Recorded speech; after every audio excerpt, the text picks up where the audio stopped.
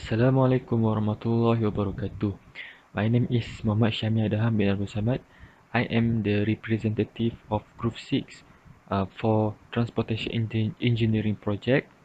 The title of this project is Proposal of Sustainable Transportation Policy (STP) for University Tun Hussein on Malaysia.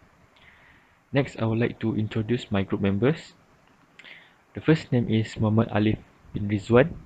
And next is myself, Muhammad Syami Adham bin Abdul Samad, Nur Aifa binti Muhammad Anwaridi, Nur Syamira binti Muhammad Razali, and the last one is Ummu Salama binti Muhammad Tahir.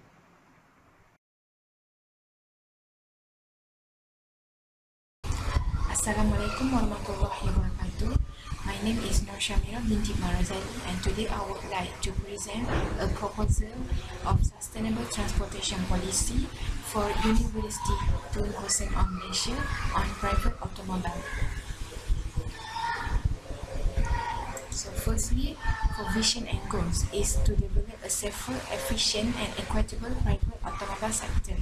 Secondly, to support active, accessible and healthy lifestyle options. For objective and targets is to outline and argue for the benefits of sustainable transportation within university campus, to collect input from university staff and students to ascertain and explain recommendations that increase the efficiency use of private automobile as an active mode of transportation inside university campus, and to provide a planning framework towards achieving sustainable transportation policy within university campus. For the outcomes is developed in three terms, which is environment, social and economy. For environment, it's compatible with and can be enhanced to natural environment, reduce emission and pollution from the private automobile system, and reduce the material resources that required in order to support use of private automobile. Secondly, for social, needed by making private automobile as the most accessible, safe and secure, include provision of mobility choices for all people involved, and develop infrastructure that is an asset to university communities. And for economy, support economic vitality while develop infrastructure in a cost-efficient manner, which is where community ability and willingness to pay. Hence, the cost might as well can be used for university development. And lastly, for key performance indicators, which can be seen in many terms like air emission, safety, auto ownership, good movement condition, level of street infrastructure maintenance, and lastly, level of funding for recommended active transportation. That's all from me. Thank you.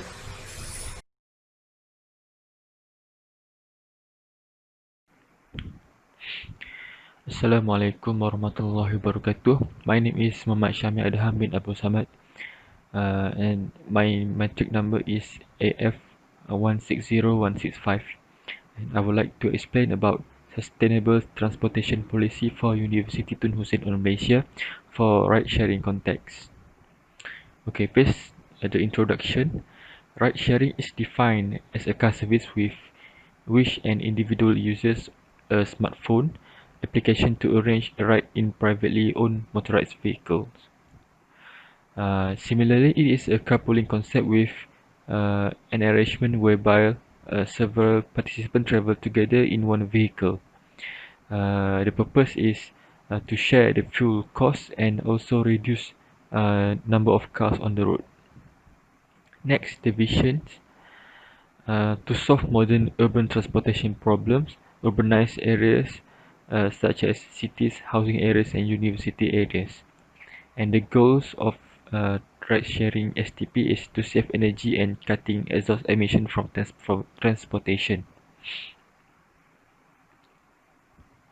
The objective is to reduce the road emission given out by numerous vehicles, to encourage less energy consumption by different types of motorized vehicles, and to improve poor traffic flow consequenced by heavy traffic on the road at peak hour at University Tun Hussein on Malaysia. And the target of the STP for ride sharing is UTHM outsider students or students who don't live in the local residential college. The specific outcomes for STP ride sharing is to provide an acceptable method for comprehensive analysis of urban ride sharing and emission reduction based on smartphone GPS data. And the two measures that I would like to highlight in this STP is human travel mode detection, which has an outcome of to detect travel mode of trajectories from GPS data, and the second one is emission analysis, which to compute the estimation of emission proportion. Okay. After come up with specific outcomes, the key performance indicators should be known. So the first one is human travel mode detection model. In the human travel mode detection model, there is an extraction of state segment and extraction of moving segment. The extraction of state segment is a group of points represent the participants stopping at a location, and it is extracted based on the distance time span of neighboring points which are smaller than the threshold. And the second one is extraction of moving segment. Um, explain about a group of points represent the participant moving to a location, which is extracted based on the distance and time span of neighboring points which are greater than threshold. The traffic mode classification has a splitted GPS trajectory and classified by the random forest method. In this study, the input data of every trajectory are time duration, total distance covered, percentage of points in the transportation network, and velocity features. And besides that, the output labels of this model are classified as motorcycles, cars, public transport, and walk. The next key performance indicator is emission analysis. The emission proportion of carbon emission can be reduced if ride sharing is adopted by outsiders UTHM students. There will be increasing percentage of carpooling and e-hailing transportation based like Uber, GrabCar, MyCar, and etc. According to Zhang, um, they considered two scenarios, which is the first one assume all the travelers from an origin traveling with private cars will adopt ride sharing. Meanwhile, the other scenario is half of the users that originally use public transit adopt ride sharing. After the emission analysis, they found that the carbon dioxide emission of vehicles are dependent on the average span of the entire trip.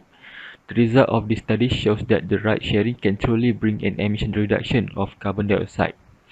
Both scenarios has brought the reduction of carbon dioxide by 84.52%. So there is a lot of potential of ride sharing if it is really implemented in UTHM. So the conclusion is it is beneficial for traffic flow in local road and carbon emission if ride sharing is implemented in UTHM. E-hailing service provider should also consider the regional potential of adopting ride sharing. Ride sharing also can reduce the number of vehicles on the road, and the exhaust emission reduction effect can perform well in UTHM if ride sharing is applied for the target UTHM outsiders students. Have you all? I think that's all for ride sharing STP. Thank you.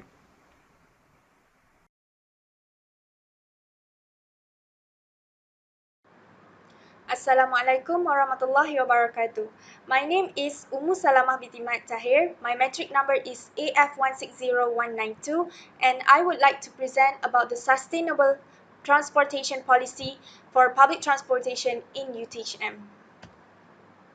For the vision and goals for these policies, it is actually to increase sustainability and also build up the quality of life in terms of environment, social, and economic well-being by using public transportation in UTHM. So as we all know, the type of public transportation inside the UTHM campus are buses. So some of the students will use the bus to travel from one place to another place inside the UTHM.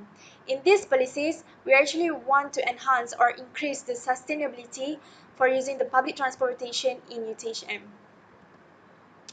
For the objectives and targets, the first one, we want to reduce the dependency on using single occupancy vehicles and encourage ride-sharing activities among students and staff in UTHM campus.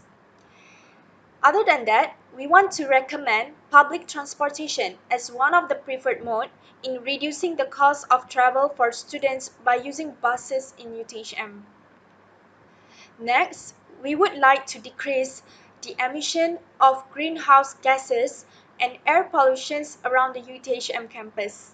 And the last one, we would like to increase the social interaction among students by using public transportation in UTHM. For the specific outcomes, the first one, we could see that the number of private vehicles are decreased, which could help in reducing the traffic congestion when the students use buses in the campus. The second one is the students could save their pocket money without need to pay for the cost of travel when they are using the bus inside the UTHM campus. Next, the greenhouse gases and air pollution also can be reduced based on the calculation of average passengers and the type of fuel when using buses as public transport in UTHM. And the last one is traveling via buses in UTHM could allow the students to stay in touch with other students, which could raise the social contacts among them. Okay, this is are the key performance indicators.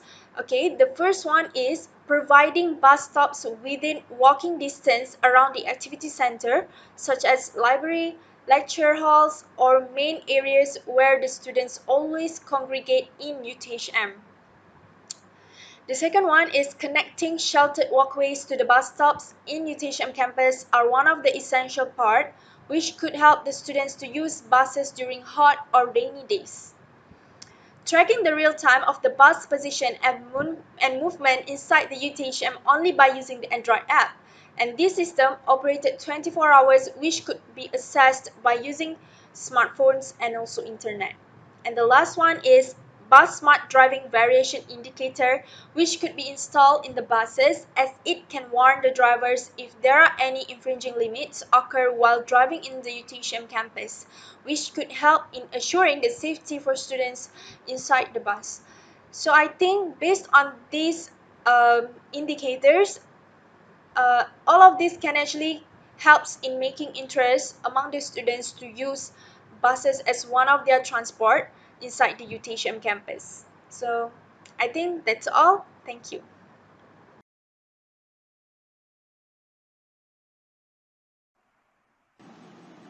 Assalamualaikum warahmatullahi wabarakatuh. My name is Nur Aifa binti Muhammad Anwaridi and I am going to present about the Sustainable Transportation Policy for walking.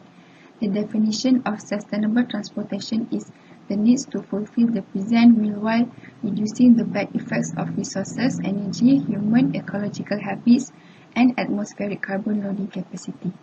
For walking, the definition of walking is people who travel on foot at a moderate speed or pace for exercise or pleasure. For vision and goals, for the social, firstly is human safety and health. By walking, people can decrease the rate of vehicle accidents on the road and reduce the risk of exposure to dangerous disease such as heart attack. Second is community cohesion.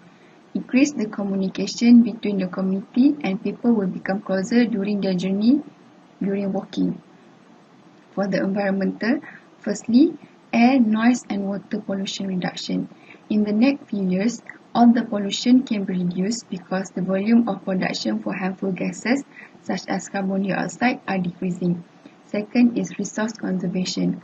The non-renewable energy such as petroleum and diesel can be conserved for the future because the people are tendency to walk rather than using their own vehicles. We have three objectives and targets. Firstly is to increase the number of pedestrians and decrease economically excessive motor vehicle transport. Second is to decrease the consumption of non-renewable energy. And third, to decrease the emissions of greenhouse gas and the emission of air pollutants from the vehicles. The outcomes, it is divided into three outcomes, which is health, environment and traffic. For health, we can reduce the risk of heart attack and cardiac disease. For environment, we can improve the quality of environment and decrease the emissions of harmful gases. For traffic, we can reduce the traffic jams and improve the level of noisiness. For the key performance indicator, we are successfully achieved to reduce 7% of energy intensity.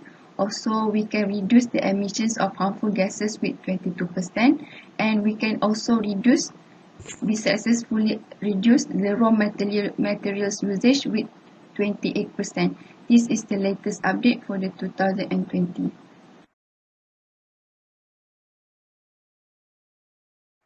And a very good morning. My name is Muhammad Alif Rizwan, and today I will present to you about sustainable transportation policy for cycling. So I make this policy as Petersham bike policy. Okay. For the first things, as we know, transportation becomes sustainable only when it does not harm the environment or uses fuels from renewable resources such as wind and solar. In terms of human mobility, this means more use of public transport, including integrated mobility service and non-motorized modes of transport like cycling. For first things, I will tell you about the visions and goals. The Petersham Bikes policy promotes healthy, sustainable communities by making bicycling safe, fun, and accessible. The Petersham Bike policy should be the leader in creative and accessible that should link between bikeways and streets that meet all consumer needs. Bicycling should be practiced because it is a mainstream, comfortable and safe choice for people of all backgrounds, cultures, age and abilities. Bicycles are the most sustainable transportation that should be used since it contributes to a green environment and zero production of nitrogen oxides, carbon monoxide and other pollution. Okay, the second things I will tell you about the objective and targets. Our objective and target is to increase the number of people cycling in the Petersham area, including staff and students. And number 2 is maximize the facility and diversity of cycling in the Petersham area that should user friendly and meet the needs of low income communities. Okay, for the specific outcome, I will divide it into 3 phases, which is implementation phase, maintaining phase, and lifelong phase. First is the implementation phase. This phase focusing on targeted staff and students that already have their own bicycle in campus or housing area. This transport should be enhanced first by making a bicycle weeks or bicycle days campaign. This phase will gradually increase through time to time. Secondly is the maintaining phase. People which involved in this stage will have certain improvement in every stage to make sure the bicycle system can be implemented gradually among staff and students. And lastly is the lifelong phase. Lifelong phase will combine the implementation phase and maintaining phase. Next is the identifying key performance indicator. First thing is safety. People should feel comfortable when riding their bikes and use it as a daily transportation system in campus without or least interrupted. Secondly is personal health. One that uses bicycle often in campus should feel that bicycling improves the body and the mind. Third thing is environment health. Bicycle contribute to a green environment and zero production of nitrogen oxide, carbon monoxide and other pollution than car obviously. And Creating community. We seek a bike universe based on togetherness, inclusiveness, and building a relationship. Next is sustainability, long-term goal which keep people on bikes, recycling and repurposing donated bicycle. Next is diversity. The best thing about bicycle is the range of people who access them. Bicycles are for everybody and should be accessible in life regardless of their background. And lastly is the education. We understand the power of knowledge. Our goals and our success are built on educating those who access this policy. Educated people all over the world need to practicing bicycle as their main transportation system. And for conclusion, as a result of an increasing awareness among students and staff and in university about cycling, it will also making the campus a green environment despite of being role model to the people out there, while reduce the emission from the fossil fuel vehicles such as car and motorcycle cycling can also improve the human health from their physically and mentally. That's all. Thank you.